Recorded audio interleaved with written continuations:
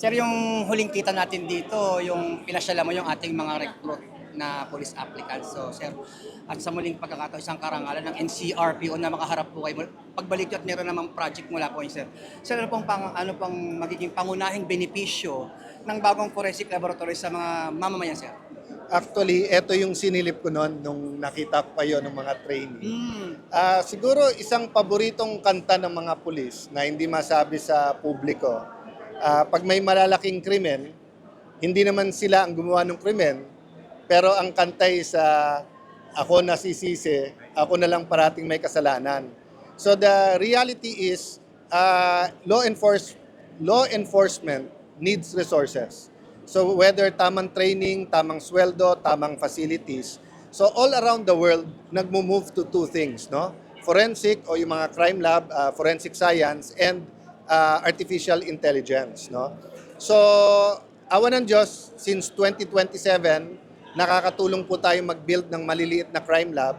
So, through Chief PNP Nartates and RD General Aberin, nagkaroon ng pag-uusap na pwedeng magkaroon ng joint project ang City of Taguig, ang NCRPO, at saka ang Taguig City University kung saan parating top 4, top 5 yung criminology. But yung intention nga nito is to move the PNP capability. So ang gumagawa ng krimen, hindi PNP. Ang responsibilidad sa anti-krimen ay buong society. Magulang, pare, pastor, imam, businessmen, media, lahat yan po.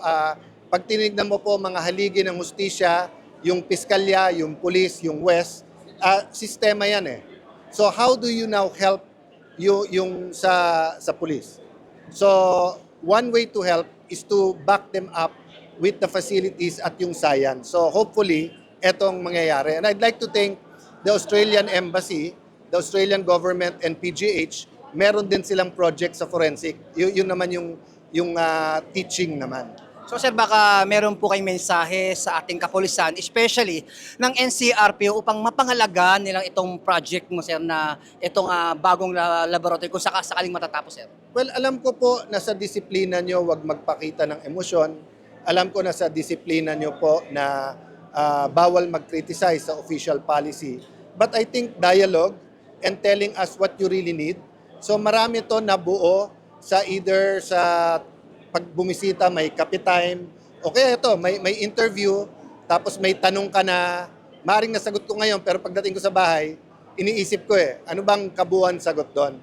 So I just want to encourage the PNP, whether retired, whether active, engage nyo yung policy makers from the barangay all the way to the Senate, all the way to Malacanang, because mas alam nyo problema nyo Diba? Mas alam nyo solusyon. So pagka ganon, minsan na pagbibintangan ng politiko na enabler sa illegal. So siguro pwede kami maging enabler sa legal at saka sa makakabuti sa PNP. Thank you sir. Thank you po.